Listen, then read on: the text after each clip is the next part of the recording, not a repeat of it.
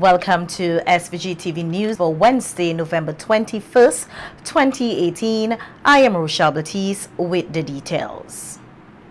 Minister for Agriculture, Soboto Caesar, has assured traditional cultivators of marijuana that they will not be left out when the SVG medical cannabis industry is fully established. Minister Caesar was at the time addressing a live Facebook panel discussion last evening on the medical cannabis industry bill. 3 groups in the review of the draft legislation for the establishment of the industry have already indicated their concern that foreign interest stands to benefit the most.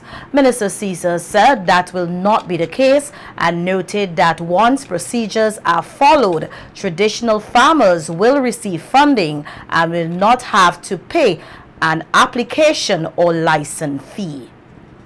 It states in paragraph D that funding will be provided for alternative livelihood programs for persons who have been granted amnesty in accordance with the Amnesty Act.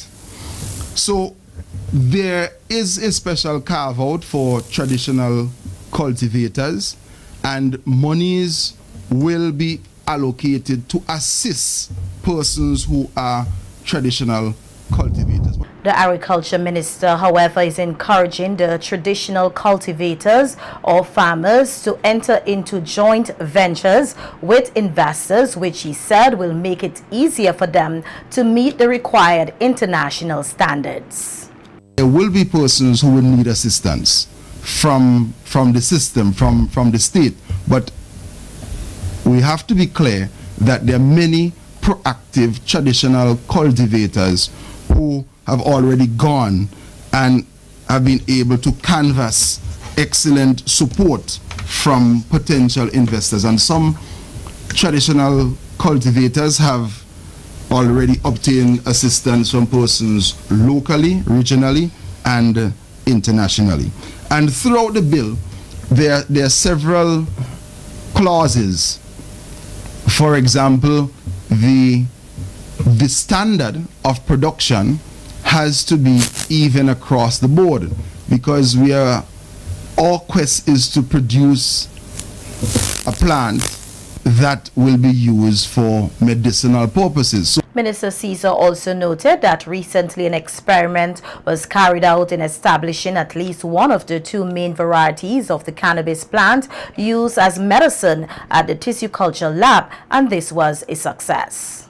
They took cuttings from an existing cannabis plant, and through the process of tissue culture reproduction, they have started to reproduce cannabis in the lab at Orange Hill. And it is very important that in the discussion we take away from the conversation that scientific research is an industry that we can have from the production of cannabis. On December 10th, the 3 bills in relation to the industry, which were put before a parliamentary committee, are expected to be presented again in Parliament. They are the Cannabis Industry Bill, the Cannabis Cultivation Amnesty Bill, and the Permitted Use of Cannabis for Religious Purpose Bill. Meanwhile, SVG's main investment agency, Invest SVG, said it has received proposals from prospective investors who have indicated an interest in SVG's medical cannabis industry. At last evening's panel discussion, Executive Director of Invest SVG, Annette Mark, said 20 potential investors have submitted proposals and 8 of them have so far qualified. Mark, however, noted that while it is too early to project the establishment of such an industry in SVG will create a number of employment opportunities. From those 8 persons is that we saw upwards of more than 1,000 to 1,500 jobs that could possibly be available. But then again, I say that this is not cast in stone. This is a new industry, and after the bill is passed, we are not really too sure exactly what will happen. Things may just explode where, you know, there are a number of of areas that persons will be able to get jobs in, such as working in the construction industry, working in offices, working in factories, and there are a number of linkages that will be available in respect to this modern medicinal cannabis industry. Member of the Greg's Rastafarian Society, Alvin Buffer Collins, who is also on the Select Committee dealing with the medical cannabis industry bill, is encouraging all farmers to get on board and take advantage of the opportunities the industry can offer. We will get a reduction in deforestation, police brutality, the stigmatization, and also a lot of different problems that we face as traditional farmers. So what I've learned so far with all the sessions that I went, because I'm also a member of the Select Committee, I think that is the best way for a traditional farmer to go, because there are lots of benefits. It is something that a farmer entitled to free license. He also entitled to a 5-acre of land, which is plenty. Testing and education still remains important tools in the fight against the spread of HIV/AIDS. So said Director of the HIV/AIDS Unit, Ferocious Roach, as she spoke at the launch of activities to mark World AIDS Day, which is celebrated globally on December 1st. Roach said despite many challenges, SVG has made some strides since the disease was first detected here. She, however, noted that a significant portion of the population do not know their status, which hampers efforts to reduce the number of new cases to zero. The unit's director said testing of the population is a must if the goal of reducing the number of new cases to zero by 2030 is to be achieved. An estimated 41% of persons living with HIV in St. Vincent and the Grenadines know their status. In 2014, the Joint United Nations Program on HIV and AIDS and partners launched the 1990 targets.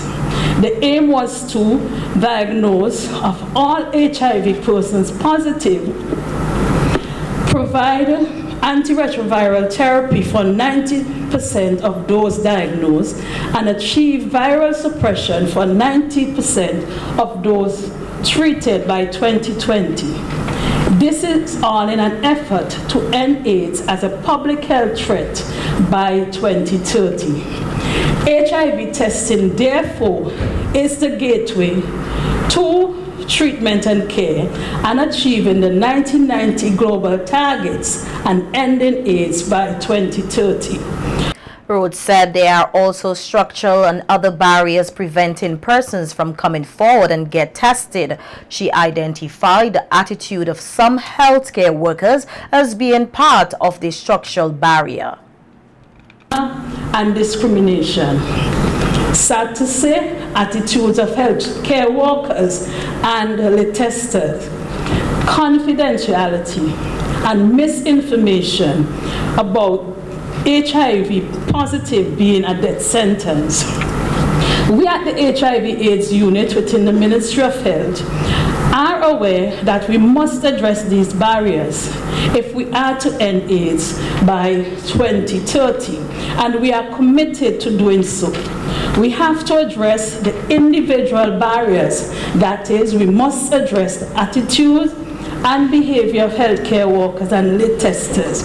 We must meet their needs for information and continued training. We also must address the environmental barriers. We must make our testing sites client-friendly and welcoming. We must adequately meet the needs of the clients that walk through our doors. We have to provide them with the information they seek, and we must provide them with condoms and lubricants. Finally, examining the local theme for World AIDS Day, Get Up and Get Tested, Roach is appealing to persons to take ownership of their health. Continue to advocate for anti-stigma and discrimination policies and laws. We at the National AIDS Secretariat and the Ministry of Health will continue to do our part, but we cannot do it alone. You at your individual level must take responsibility for your own health. Get up, get tested, and know your status. Remember, HIV/AIDS is everyone's business. I want to leave you with a quote from the past American President Bill Clinton. We live in a completely interdependent world, which simply means we cannot escape each other. How we respond to AIDS depends in part on whether we understand this interdependence. It is not someone else's problem. This is everybody's problem. Thank you. Welcome again, and I wish us all a successful week of activity. And President of CARE SVG, Odinga Louis Warner, wants persons to know that an HIV-positive result is not a death sentence. Speaking at today's event at the French's House, Warner, who is also an advocate for persons living with the virus, said CARE SVG was created to provide such support to these individuals. That when you come to a safe space or that secure environment where you can be you, you're not afraid of expressing yourself. Everything is well and good. Persons will, you know, they will participate and stuff like that. But when they have to go back at home where they're being discriminated against or stigmatized, they're being locked in a room because they're HIV positive. They're being fed under a door because you're HIV positive. You're being thrown out of your home because you're HIV positive.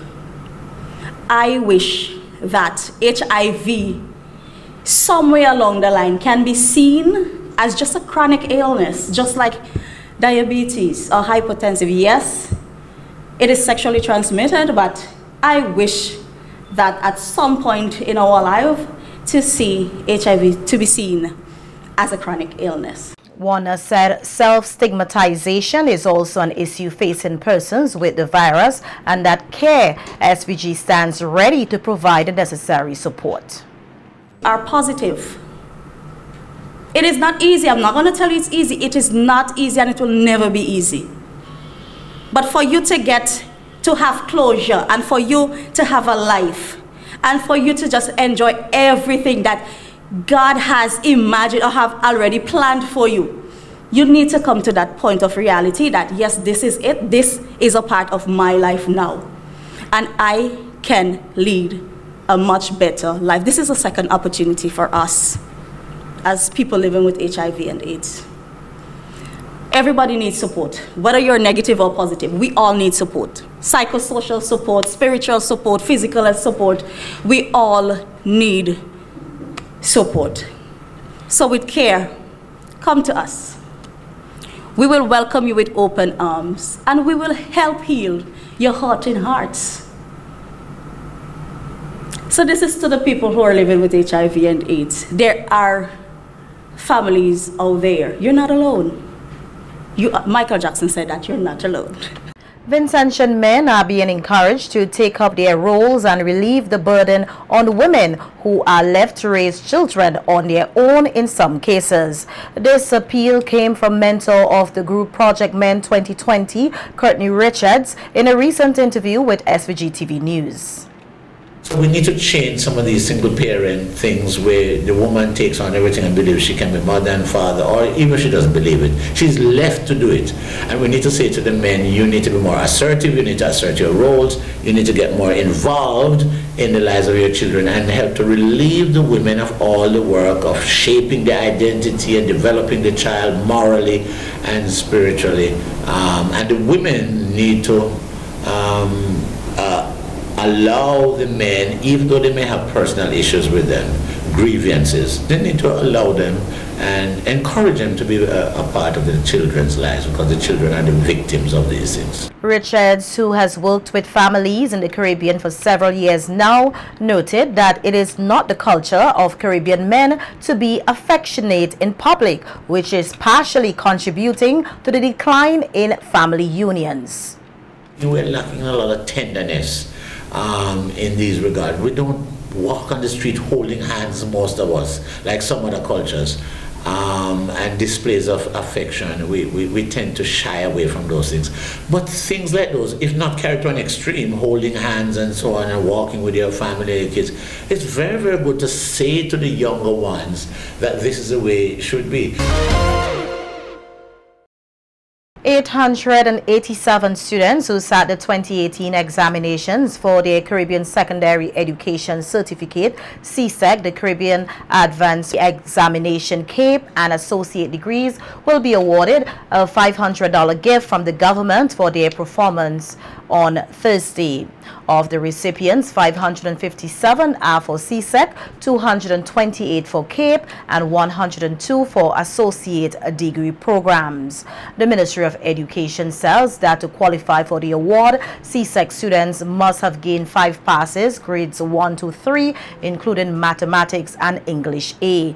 CAPE students must have gained passes, grades 1 to 5, in at least 2 unit subjects, as well as in the single unit communication studies or Caribbean studies in 2 consecutive years. Students in the various associate degree programs must have gained at least a B- average. Recipients of the award are asked to present themselves at the Villa campus of the St. Vincent and the Grenadines Community College at 9 a.m. tomorrow, Thursday, November 22nd, with proof of identity bearing a photograph.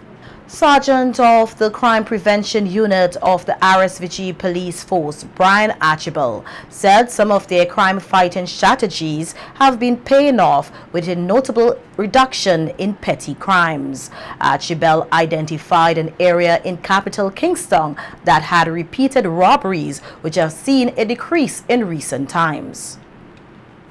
I believe, and I would have seen the success of crime prevention. The incident around Kingston that we would know that it is all because of crime prevention, would have seen less of this happening on the street of Kingston. And one area that we can really highlight today is the incident of persons playing the games in the Mill Street area, where a number of Vincentians have lost cash. Today, we hardly see them. It is because of crime prevention and persons are listening and they paying less attention to these people and their game, and would pass them by. The police sergeant said they are also happy that persons are taking the necessary steps to ensure their own safety. Persons would pay more attention to their building, their houses, their homes. They would install burglar bars. They would install the proper doors. They would install short-circuit television, the CCTV, that would do recordings, and they themselves, wherever they are, and they are going, you know, they're using more technology now that they're at work and they can see what is happening at home. And I believe that is a message of crime prevention that really reaches the ears and minds of many, many, many Vincentians. Vincentians will be given the opportunity to learn more about Venezuela's history through the first film festival organized by the SVG Venezuelan Embassy and various government ministries. The festival, which starts on Monday, will run for 5 days and will showcase 5 new films which captures Venezuela's culture and history. Venezuelan Ambassador Francisco Perez said that SVG and Venezuela share similar historical struggles which Vincentians should know about. This film festival is for all Vincentians. It's totally free. You can go there and just watch the film, and it's a great opportunity to learn about our culture, our history, about Venezuelan, and see how we are very similar, Venezuelan and Vincentian. We have a common history, a common culture. The first film will premiere at the Peace Memorial Hall at 2 p.m. on Monday. Ambassador Perez said that several schools were identified to be educated through these films. We are going to present this film in Central Leeward Secondary School, Tromaca Secondary School, Petit Bordel Secondary School, Georgetown Secondary School, and Sandy Bay Secondary School. We choose that school because they are very far from the town, from the city. So we expect that those students can enjoy also our film that are in Spanish. All the films are in Spanish, but with subtitles in English, so they can practice the Spanish. This year marks 121 years of Venezuelan film production and is also the 87th birthday of Roman Colbert, one of the oldest filmmakers in Venezuela. At its 2018 biannual general meeting, a new board of directors was elected to serve the SVG Hotel and Tourism Association for the next 2 years. The new board is headed by Kim Halbish of Paradise Beach Hotel, herself a former association president. The vice president is Keisha Brown of Mariners Hotel. Outgoing president Fitzroy Glasgow will serve as immediate past president. The new president has indicated that one of the new board's top priorities would be the issue of crime against visitors and crime against employees. The SVG Hotel and Tourism Association represents the tourism industry's private sector.